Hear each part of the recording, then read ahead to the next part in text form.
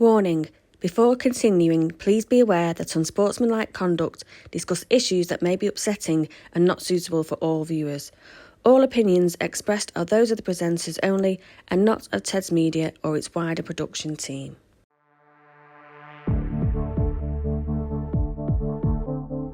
Hi, I'm Erin. And I'm Tegan. Welcome to our first ever episode of Unsportsmanlike Conduct, the new informative podcast talking all things crime and controversy within the world of sport.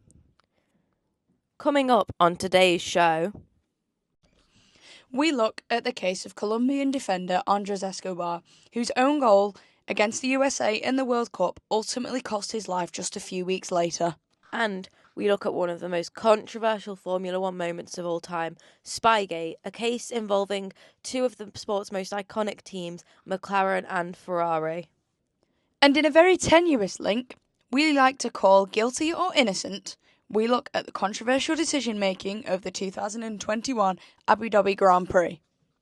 For our first crime, we look at the case of Colombian footballer Andres Escobar. The now infamous crime took place in 1994, when the World Cup was hosted in the United States of America. Colombia were placed in a tough group alongside the host nation, Romania and Switzerland. In their game, a 27-year-old Escobar went to block a USA cross, but in terrible circumstances, the ball trickled over the line, leading them to lose the game. Following results that didn't go in their favour, Colombia finished bottom of the group and were knocked out of the competition. Following their elimination, Escobar returned to his native country and met with his friends for a night out. Following this, at around 3 a.m, when he returned to his car, 6 masked men appeared and confronted him, 2 with pistols that were armed and loaded. The footballer was shot 6 times, with attackers repeatedly shouting, "Goal!" after every shot, echoing exactly what the commentator had shouted during the game. The attackers fled and left Escobar to bleed out. Around an hour later, he passed away as a result of extensive injuries, leading everyone to believe his own goal mistake was what had taken his life. Did they ever find his killers? Well, his bodyguard, Humberto Castro Muñoz, confessed to his murder and was sentenced to 43 years, which was then reduced, but he was let out early. Incredibly, all other suspects were acquitted of all charges. That's such a shame. Our hearts go out to the Escobar family. Absolutely. Now, let's break this up with a section we like to call Innocent or Guilty. This week, we'll look at the 2021 Abu Dhabi Grand Prix. Entering the final stages of the race, Lewis Hamilton looks set to win the race and his 8th Formula One championship. However, Nicholas Latifi crashed heavily and caused a safety car. Now, the purpose of the safety car is to slow everyone down so that the marshals can get the danger moved safely. The safety car then took over the race before being ended with 1 lap left. In a very unusual decision, race director Michael Massey allowed the 5 lapped cars in between Hamilton and Verstappen to unlap themselves. It led to this moment. So, we're on the final lap of the Grand Prix.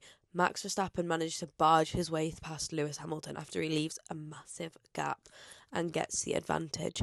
We see Lewis Hamilton is in close pursuit of Max Verstappen. Will he get the lead back? Will he get the advantage?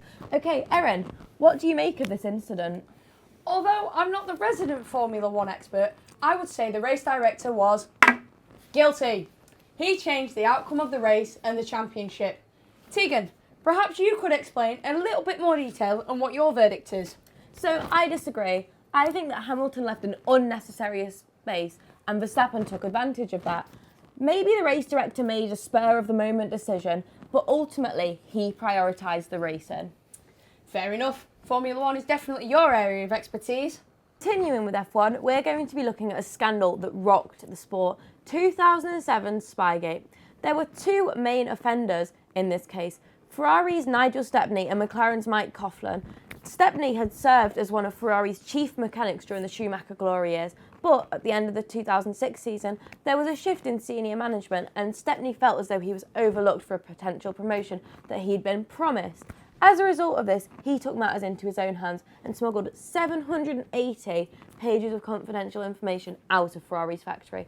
The information was essentially the blueprints for Ferrari's 2007 championship-winning Formula One car. He took these pages and gave them to Mike Coughlin, and the 2 conspired to try and get jobs at other teams.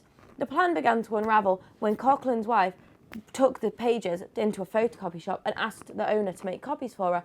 Unbelievably, the owner of the photocopy shop was a Ferrari fan, and his suspicion was instantly raised. He emailed Ferrari with his concerns. A month prior to the copying incident, Ferrari had already suspended Stepney, as they held the belief that he had attempted to sabotage Kimi Raikkonen's car ahead of the Monaco Grand Prix. The situation soon turned legal. Then there followed 2 hearings at the FIA, which is motorsport's governing body. Whilst McLaren were cleared of any wrongdoing in the first hearing, the outcome for the second was devastating for McLaren. The FIA held that Ferrari's confidential information had spread throughout the opposition, and McLaren were fined $100 million and disqualified from the 2007 Constructors' Championship, suffering a loss of millions of dollars of prize money. Stepney was found guilty by an Italian court of sabotage, industrial espionage, sporting fraud and attempted serious injury, meaning that he attempted to backstab his team by sharing their private information with their closest rivals. He was given a prison sentence of 20 months but never served any time behind bars. What happened to Stepney and Coughlin after Spygate? So Stepney continued to work in motorsport but lost his life in 2014 in a road traffic accident. Coughlin joined Williams F1 in 2011 before being released in 2013. It's crazy! Well, that's all we've got time for this week, but we have plenty more to come, but we want to hear from you. If there are any sports crimes you would like us to take a deep dive into, please let us know. If you've enjoyed the show, then we would love it if you could give us a like or subscribe to our channel. You can also follow us on TikTok, X and Instagram. Thanks for watching. We hope you can join us next week. And remember, whether you are on or off the pitch, keep your conduct classy. Coming up on next week's show, We'll be talking about the films I, Tonya and Foxcatcher. Foxcatcher looks at wrestling and the Schultz brothers on their journey to the Olympics before Dave Schultz is shot and killed by his in shocking circumstances.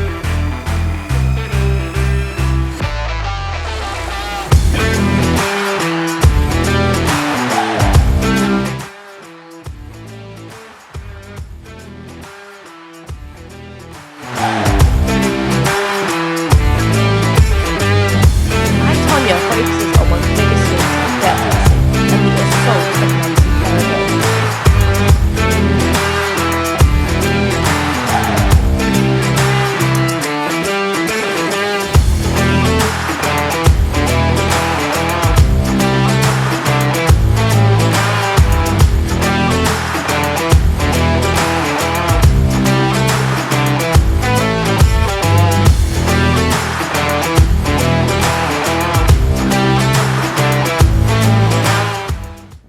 I've been Erin. And I've been Tegan. You've been watching Unsportsmanlike Conduct. Thanks for watching. No. Time, sorry. Hi, I'm Erin. And I'm Tegan. And we're here in Manchester. No. And we like to cook. Did I go too early?